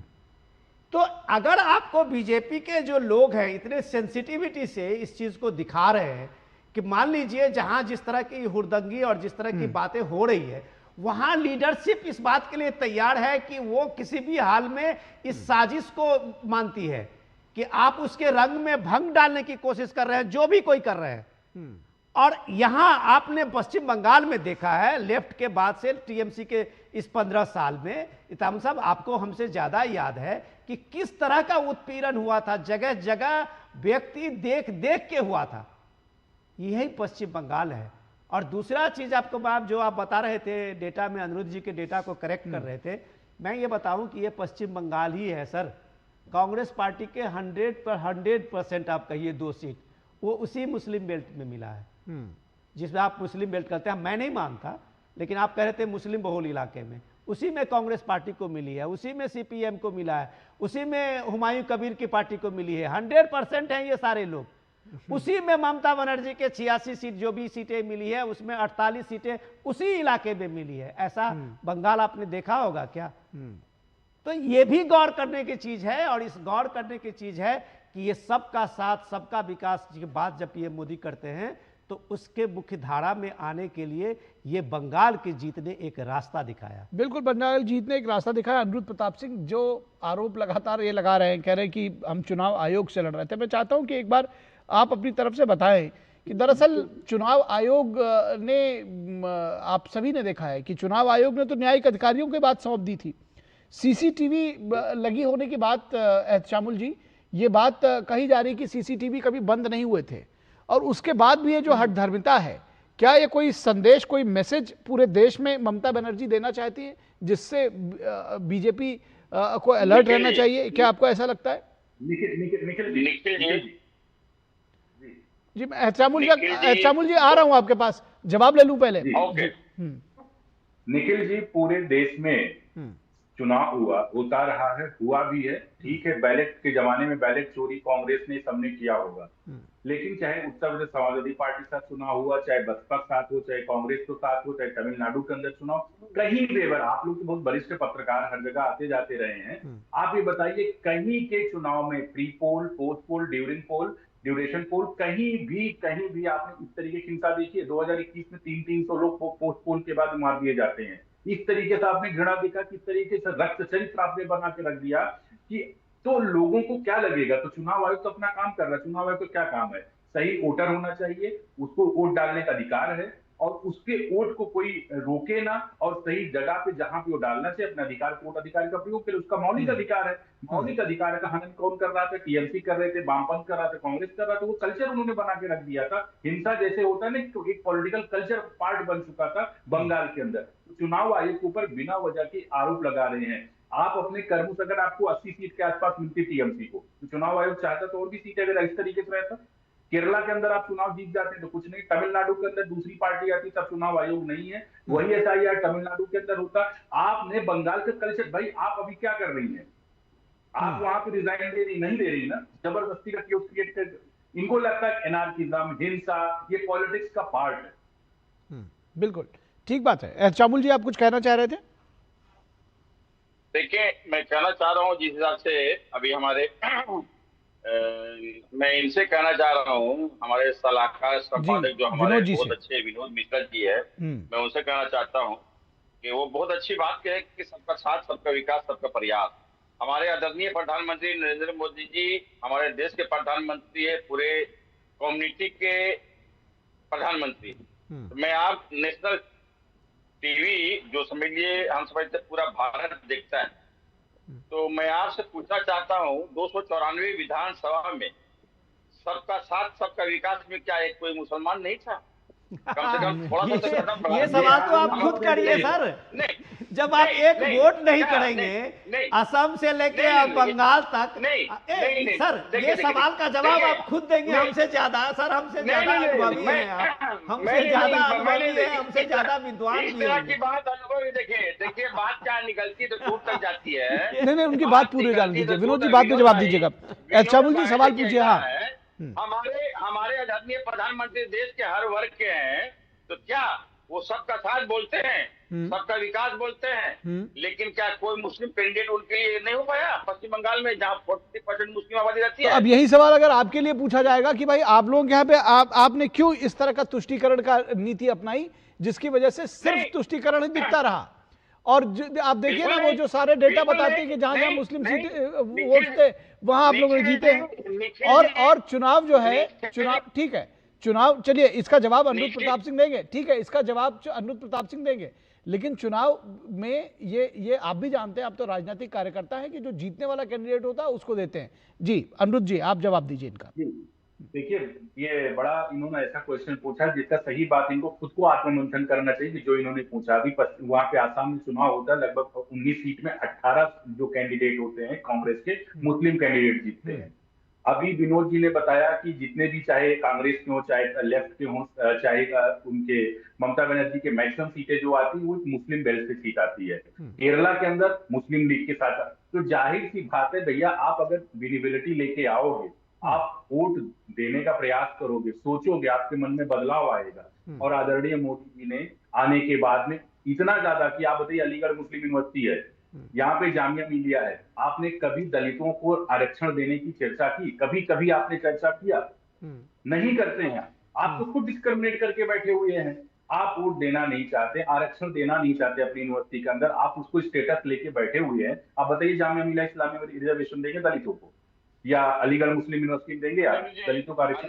नहीं देना चाहते हैं आप। अनिरुद्ध जी, 30 सेकंड। अनिरुद्ध जी, जैसा आप क्या, मैंने आपसे सवाल इसलिए किया कि भारतीय जनता पार्टी दुनिया की सबसे लार्जेस्ट पार्टी और आज तीसरी बार सत्ता में बैठे हुए हैं, क्यों नहीं आप पश्चिम बंगाल में एक मुस्लिम कैंडिडेट दिए? मैं मुसलमान 9% पिछले बार भी वोट दिया था। अच्छा, जो भी कैंडिडेट मुर्शिदाबाद में था, और इस बार भी दिया। एक सेकंड, मेरी सवाल सुनिए फिर जवाब दिए। मेरा भी प्रश्न सुन लीजिए। जो कैंडिडेट आपके यहाँ था भारतीय जनता पार्टी के आपकी जगह पे, आपने क्यों नहीं जिताया उसने? आपको जिताना चाहिए था ना, दिल बड़ा करना चाहिए था। आपको टीएमसी को जिताया आपने, कांग्रेस को जिताया, लेकिन भारतीय जनता पार्टी कांग्रेस कैंडिडेट को नहीं जिताया आपने। इस तरह की बात नहीं है। इस तरह का भाई तर्क तो ठीक है, तर्क तो ठीक है भाई, प्रत्याशी दिया था आप भी जिताते। तर्क तो ठीक है। अब देखिए, अगर अब इस तरफ जहां तक नहीं ठीक है, देखिए कि कहां पर किसका वोट हुआ है। भारतीय जनता पार्टी को पश्चिम बंगाल के मुसलमान वोट दिए कि नहीं? इस तरह की बात जो बोल रहे हैं आप देखिए। नहीं, ये तो आप लोग बताएंगे, और किसने किसको वोट दिया ये कैसे तय कर पाएंगे कि कितना वोट दिया या कितना किसी पर्टिकुलर सीट पे किस कम्युनिटी ने किसको कितना वोट दिया, ये कैसे तय कर पाएंगे? मैं जरा एकदम साहब को एक चीज और सर, मैं एक अपडेट देना चाहता हूं। अभी बीजेपी की जो 6 गारंटी है चुनाव के बाद, जिसको पीएम मोदी ने कहा था कि हम पहले कैबिनेट में जो भी वहां सरकार में होंगे वो पहले कैबिनेट में ये डिसीजन लेंगे। तो आप ये देखिए कि अगर पीएम जय योजना, अगर वो कार्ड जो हेल्थ कार्ड है वो सबको कार्ड देने की बात कही गई है पश्चिम बंगाल में, तो क्या एक कम्युनिटी को नहीं मिलेगा? पश्चिम बंगाल में अगर सरकार की जितनी भी स्कीमें हैं, चाहे बेटियों के लिए हों, सुरक्षा के लिए हों, क्या उसमें एक कम्युनिटी के लोग नहीं होंगे? अभी 1 मिनट सर, मैं जस्ट 1 मिनट बता देता हूँ सर, मेरा 1 मिनट दे दीजिए वक्त। मैं सिर्फ इतना कहना चाह रहा हूं कि प्राइम मिनिस्टर मोदी ने 12 लाख करोड़ जो है वो पीएम स्वच्छ भारत अभियान में इज्जत घर बनाया। क्या उसमें किसी कम्युनिटी को ये था कि उसमें उस कम्युनिटी को नहीं मिलेगी? पीएम ने ये जितना उज्ज्वला स्कीम में 4.5 करोड़ गैस सिलेंडर गरीब लोगों के घर में पहुंचाया। गरीब में सब गरीब है, क्या उसमें इस कम्युनिटी को अलग रखा गया था?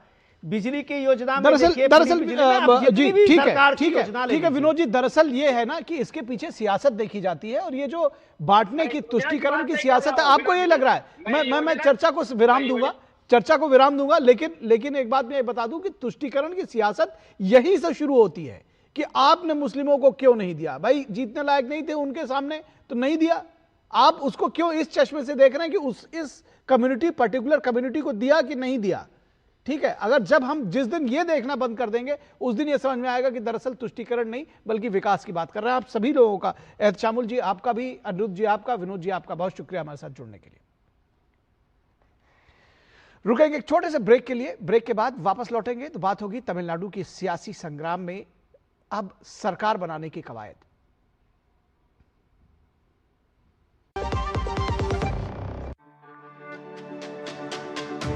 मेरी पसंद, मेरी पसंद, मेरी पसंद, मेरी पसंद, हमारी पसंद, हम सबकी पसंद। मजबूत देश का मजबूत सरिया हो गया स्टील।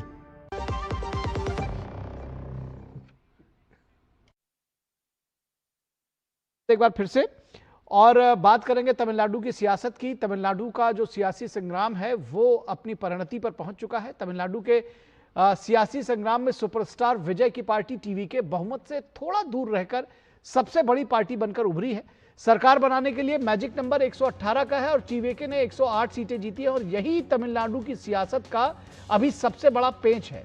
बहुमत के आंकड़े से पीछे रहने के कारण टीवीके को सहयोगी दलों के समर्थन की जरूरत है।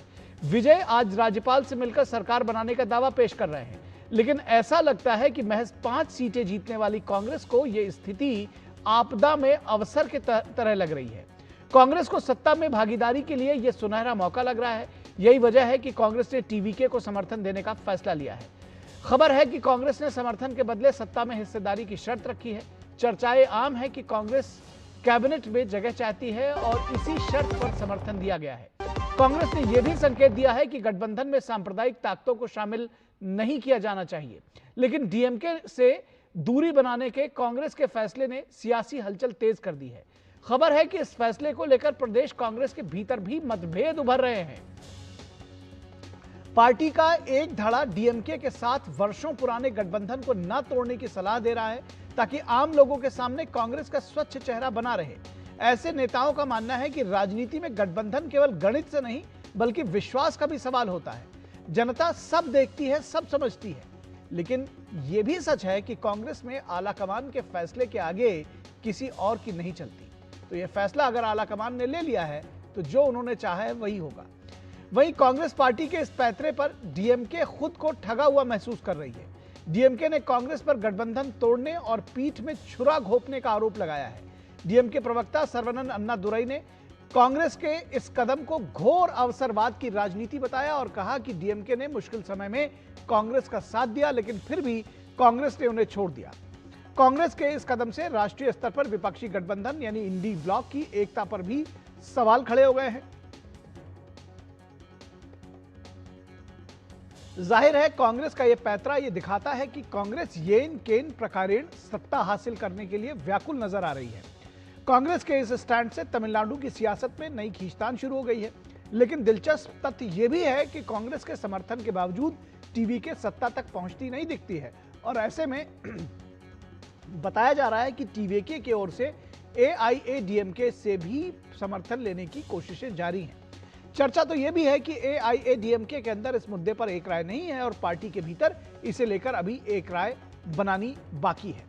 अभी सबकी निगाहें एआईएडीएमके के साथ ही अन्य छोटे दलों पर भी लगी हैं, जिन्होंने यूं तो सीमित संख्या में सीटें जीती हैं, लेकिन गठबंधन राजनीति के इस दौर में किंग मेकर वो सब बनना चाहते हैं।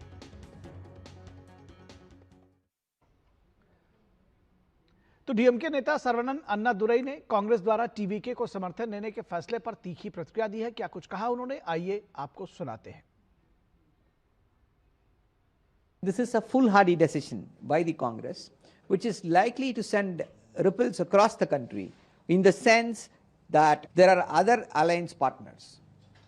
If the Congress is going to be so untrustworthy, just within a day of the results, they are openly going against the mandate, and it is now the Congress which wants to support the TVK, which fought the elections. They fought the elections against TVK. Now they want to go and support. I think this is a very short-sighted, myopic stand taken by the Congress, which they will regret. कहा myopic या short sighted stand, आप समझिएगा। फिलहाल कांग्रेस नेता केसी वेणुगोपाल का कहना है कि कांग्रेस का रुख स्पष्ट है। कांग्रेस बीजेपी और उसके समर्थकों को तमिलनाडु की सरकार किसी भी तरह चलाने नहीं देगी। तो ये समझने की बात है, पहले सुनते हैं वो क्या कह रहे हैं। President of TVK, TD Vijay, has requested the INC for support to form a government in Tamil Nadu. INC is clear that the mandate in Tamil Nadu is for a secular government. The Congress leadership has directed the TNCC to take a final decision on TD Vijay's request, keeping in view the sentiments of the state reflected in the electoral verdict. अब यहाँ ये भी समझने की जरूरत है कि BJP को प्रदेश में सिर्फ एक सीट मिली है और वो उसको सत्ता से दूर रखने की बात कर रहे हैं। तो ये हास्यास्पद नहीं तो और क्या कहा जाएगा। यानी कि जो आप तर्क दे रहे हैं उसको देने के पीछे भी सोचिए, ये आप लोग सोचिए, समझिए। फिलहाल एआईएडीएम के नेता कोवई सत्यन का कहना है कि अब गेंद विजय के पाले में है। The ball is in Mr. Vijay's court. He is in need now. Mr. Vijay is in need now to run the show for another 5 years. If the youth have got vested confidence on Mr. Vijay, the 1.5 crore the youth, if it has to turn into reality, if the dreams of youth have to turn into reality, the ball is in Mr. Vijay's court. और इस पूरी खबर पर बातचीत करने के लिए हमारे साथ हमारे संवाददाता निशांत राय जुड़े हुए हैं चेन्नई से, और उसके साथ ही साथ हमारे कंसल्टिंग एडिटर विनोद मिश्रा। सबसे पहले निशांत राय आपके पास आते हैं। निशांत राय, क्या कुछ चल रहा है, क्योंकि सभी की निगाहें अब इस बात पर लगी हुई हैं कि कांग्रेस के समर्थन देने के बावजूद जो मैजिक नंबर है वहां तक नहीं पहुंच रहे हैं विजय, तो कौन से दल और हैं साथ में आ रहे हैं? दूसरी बात यह भी है कि क्या AIADMK के साथ में भी कोई बातचीत चल रही है, वो कहां तक पहुंची है? क्या AIADMK का भी साथ मिल सकता है? किस तरह से देख रहे हैं, क्या कुछ घटनाक्रम चल रहा है? ग्राउंड जीरो की रिपोर्ट दीजिए। देखिए, सबसे पहली रिपोर्ट यह है कि राज्यपाल से मुलाकात हो चुकी है टीवी के प्रमुख विजय जोसेफ की, और उन्होंने सरकार बनाने का दावा पेश कर दिया है। अब बात की जाए गठबंधन का जो समीकरण बन रहा है, कांग्रेस नेताओं ने टीवी के प्रमुख से मुलाकात की है। 5 सीटों के साथ कांग्रेस जो है वो टीवी के प्रमुख को समर्थन दे रही है, जिसके चलते 113 टोटल ये सीट्स हो जाएंगी। लेकिन 5 सीटें और हासिल करनी है, जिसको लेकर कहा जा रहा है कि communist party of India, communist party of India, Marxist और इसके अलावा इंडियन मुस्लिम लीग भी समर्थन देने को तैयार है। लेकिन सबसे बड़ा सवाल उठता है, जो कांग्रेस ने पत्र लिखा है उसमें धर्मनिरपेक्ष की कांग्रेस ने बात की है, और अगर धर्मनिरपेक्ष वाकई कांग्रेस ने गठबंधन की बात की है तो यहाँ पर इंडियन मुस्लिम लीग का कैसे स्थान होगा, ये एक बड़ा सवाल है। क्योंकि communist party of India, communist party of India, Marxist के अगर बात करें तो इनके पास टोटल 4 सीटें, हालांकि VCK ने भी जो है वो समर्थन देने की बात कही है। और ऐसे में सवाल उठता है कि विजय क्या इन छोटे छोटे राजनीतिक दलों के साथ गठबंधन करेंगे, और गठबंधन करेंगे तो जिस तरीके से सूत्रों के हवाले से जानकारी आ रही है कि कांग्रेस मंत्रिमंडल में जगह मांग रही है, 2 कैबिनेट पोर्टफोलियो मांग रही है, तो जाहिर सी बात है कि बाकी दल भी कम से कम 1 कैबिनेट पोर्टफोलियो लेने की बात करेंगे। तो ऐसे में विजय किस तरीके से रास्ता तलाशेंगे, और विजय ने जो एक बड़ा मुद्दा तमिलनाडु के चुनाव में बनाया था स्टालिन के भ्रष्टाचार को लेकर, जबकि कांग्रेस उनके साथ गठबंधन में थी, तो अब ऐसे में जब इनके साथ सरकार बनाकर वो जनता के बीच में जाएंगे तो क्या भ्रष्टाचार पर उनका क्या रवैया रहेगा, और अगर ये कल को भ्रष्टाचार करते हैं तो विजय किस तरीके से इन पर कार्रवाई करेंगे। चुनौतियां कई सारी हैं, विजय के सामने सवाल बहुत सारे हैं। निशांत, AIADMK बिल्कुल निशांत, बहुत सारे सवाल हैं, बहुत सारी चुनौतियां हैं, और AIADMK की जो बात है वो भी मैं चाहूंगा कि बहुत शॉर्ट में आप बहुत 1 सेंटेंस 2 सेंटेंस में मुझे बता दें कि AIADMK के साथ क्या चल रहा है बातचीत। देखिए विजय AIADMK के साथ भी एक गठबंधन के समीकरण तलाश रहे हैं, लेकिन अभी AIADMK की बात की जाए तो पार्टी ने कोई फैसला नहीं किया है। उम्मीद की जा सकती है अगर ये गठबंधन होता है तो तमिलनाडु को एक स्टेबल सरकार देखने को मिल सकती है, लेकिन फिलहाल अभी इस संभावना को लेकर ना के बराबर उम्मीद है। ठीक। विनोद जी, आपसे हम समझना चाहेंगे जो कांग्रेस का रुख, कांग्रेस का स्टैंड बहुत शॉर्ट में ये कह रहे हैं कि ये मायोपिक शॉर्ट साइटेडनेस DMK ने कहा है, पीठ पे छुरा घोपना तो बताया ही है। लेकिन ये सीधे सीधे कांग्रेस पार्टी का बदला है।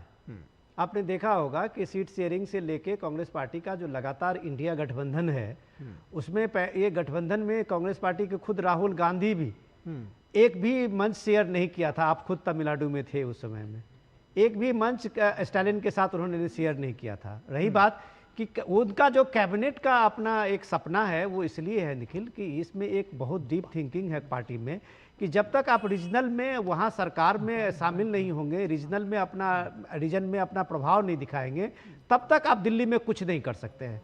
तो कांग्रेस बहुत जल्दी में है, कांग्रेस इतनी जल्दी में है कि उन्होंने लेटर तक वो विजय की पार्टी के टीवी के पार्टी के दफ्तर तक पहुंचाए कि मेरा समर्थन आपके पास साथ है, लेकिन वो सरकार में होना चाहते हैं, वो कैबिनेट में होना चाहते हैं। रही बात जो निशांत बता रहे थे AIADMK के का, कभी भी आप ये देखिए कि टीवी के विजय अभी ये रिस्क नहीं लेंगे, ये छोटे छोटे 1-2 MLA को जोड़ के वो 5 साल नहीं चला सकते हैं। और उनका बहुत ही आप एक समझिए कि पूरा क्रेडिट उनका एक साख जो है वो दांव पे है, क्योंकि उन्होंने जो तमिलनाडु में एक बदलाव की बात कही है, बड़ी बड़ी बातें कही है, यूथ और जेनजी के लिए जो बड़ा बड़ा वादा किया है, वो ये कांग्रेस के 5 और CPM के 1 और मुस्लिम लीग के 1 को जोड़ के नहीं पूरा होने वाला। इसलिए वो तलाश रहे हैं एआईडीएमके में एक बड़ी थिंकिंग हो रही है और मुझे लगता है कि एआईडीएमके के काफ़ी विधायक इस बात के लिए राजी भी हैं कि हम इसके साथ में जाएं और एक नए विकल्प के लिए, एक नई विकल्प के लिए तलाश में करें। लेकिन दूसरा ग्रुप जो है उनका ये भी कहना है कि द्रविड़ पार्टी में अगर हम डीवीके के साथ जाते हैं तो उसकी आइडेंटिटी की भी एक संकट होगी। यही अभी डिस्कशन का पॉइंट है। जी निश्चित तौर पर। बहुत शुक्रिया निशांत इस बातचीत के लिए और विनोद जी आपका भी बहुत शुक्रिया। और बढ़ेंगे अगली खबर की तरफ। खबर है केरलम, जहां एक कुर्सी के 3 दावेदार। केरल विधानसभा चुनाव में कांग्रेस ने बड़ी सफलता हासिल की है। यूडीएफ ने 10 साल के लंबे इंतजार के बाद सत्ता में वापसी की है। 140 सीटों वाली विधानसभा में कांग्रेस गठबंधन ने 102 सीटों पर कब्जा करके इसके बाद इतनी बड़ी कामयाबी पाई है। लेकिन जीत का श्रेय सिर्फ आला कमान को मिला है। जाहिर है कौन बनेगा मुख्यमंत्री केरलम के लिए यक्ष प्रश्न बन गया है। यूडीएफ के गठबंधन में इंडियन मुस्लिम लीग के साथ कांग्रेस सबसे बड़ी पार्टी बनी है। जाहिर है मुख्यमंत्री भी कांग्रेस का ही होगा। लेकिन परिवर्तन को सेलिब्रेट करने से पहले ही कांग्रेस के अंदर एक नई चर्चा तेज हो गई है। लड़ाई इस बात की है कि मुख्यमंत्री कौन बनेगा। 3 बड़े नेता इस कुर्सी की रेस में हैं। तीनों के पोस्टर शहर में लग रहे हैं, लेकिन पार्टी तनाव में है। एक कुर्सी के 3 बड़े नेताओं में वीडी सतीशन, केसी वेणुगोपाल और रमेश चन्नीथल्ला के बीच कांटे की टक्कर जारी है। समर्थक अपने अपने नेताओं की दावेदारी को मीडिया में मजबूत बता रहे हैं। कांग्रेस आलाकमान ने इस मामले को सुलझाने और नया नेता चुनने के लिए पार्टी के वरिष्ठ नेताओं मुकुल वासनिक और अजय माकन को पर्यवेक्षक बनाकर केरल भेज दिया है।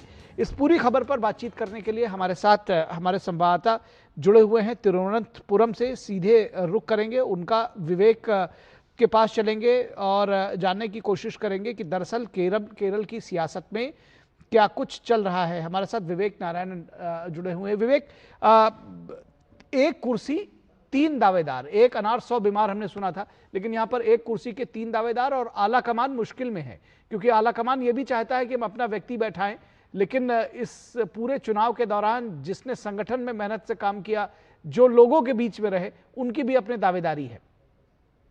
निखिल जी, three people, एक केसी वेणुगोपाल है और रमेश चन्नीथल्ला और वीडी सतीशन को सीएम पोस्ट को रेस किया है। सो केसी वेणुगोपाल का नाम पावर कॉरिडोर में आगे आने के बाद केरला का नेक्स्ट सीएम कौन होगा, इसका डिस्कशन गर्म हो गया है। कांग्रेस पार्टी में वेणुगोपाल की सीनियरिटी और एएसी से क्लोजनेस उनकी सबसे बड़ी स्ट्रेंथ है। तो मेजॉरिटी ऑफ एमएलएस वेणुगोपाल तो को सीएम बनाने के साइड में है, तो वीडी सतीशन फर्स्ट प्रेफरेंस नहीं है अभी तक। तो ऑन द अदर साइड है रमेश चन्नीथल्ला को भी कई एमएलए फेवर कर रहे हैं, और इसी कंडीशन में कांग्रेस के लिए सीएम फेस चूज करने आसान काम नहीं होगा। तो इस विषय में तो केसी वेणुगोपाल को फेवर करने के there are 2 things. One is KC Venugopal's closeness with Rahul Gandhi, Priyanka Gandhi और खरगे, मल्लिकार्जुन खरगे और सोनिया गांधी, और उसका सीनियरिटी भी एक इंपॉर्टेंट फैक्टर है। तो दोनों फैक्टर को देखें केसी वेणुगोपाल को सीएम बनने को चांस ज्यादा है इस बारे में। वो next 2 days Nikhil ji, you will get a clear picture on who is going to be the chief ministerial candidate. ठीक बात है। क्या जो अलग अलग तीनों के जो कार्यकर्ता हैं, जिस तरह से शहर में पोस्टर वॉर जिसकी बात चल रही है, क्या कार्यकर्ताओं के बीच में या कांग्रेस के में जो है किसी तरह की कोई गुटबाजी भी दिख रही है? क्योंकि शशि थरूर ने साफ तौर पर कह दिया कि भाई हम राज्य की राजनीति में तो सक्रिय रहेंगे, लेकिन नेतृत्व का मेरा इरादा कोई नहीं है। वो जानते भी हैं कि वो इसमें दरअसल उनकी कोई भूमिका नहीं रहेगी, और सीएम का फैसला जो है, अंतिम फैसला आला कमान करेगा। इस तरह के स्टेटमेंट चाहे वो रमेश चन्नीथल्ला हो या दूसरे नेता हो, वो तो कह ही रहे हैं। लेकिन क्या टकराव कार्यकर्ताओं के बीच में पार्टी के गुटों में दिख रहा है? हाँ निखिल जी, ये कार्यकर्ताओं के बीच में सोशल मीडिया वॉर चल रही है। तो सोशल मीडिया स्पेशली फेसबुक में वीडी सतीशन को सपोर्टर्स उनके सपोर्ट करने के लिए पोस्ट मिलवा रहा है, और KC Venugopal is also putting supporters of KC Venugopal और supporters of Chennithala is also coming up with various social media posts, especially Facebook में चल रहा है। तो आज मैं इस question I asked a senior Congress leader called Chandi Uman. Now what Chandi Uman कहता है, तो 2-3 दिन के बाद political observers दिल्ली में केरल आने के बाद वो हाई कमांड को डिस्कस करने के बाद कांग्रेस का चीफ मिनिस्टर डिसाइड कर रहा है। वो उनका स्टेटमेंट है।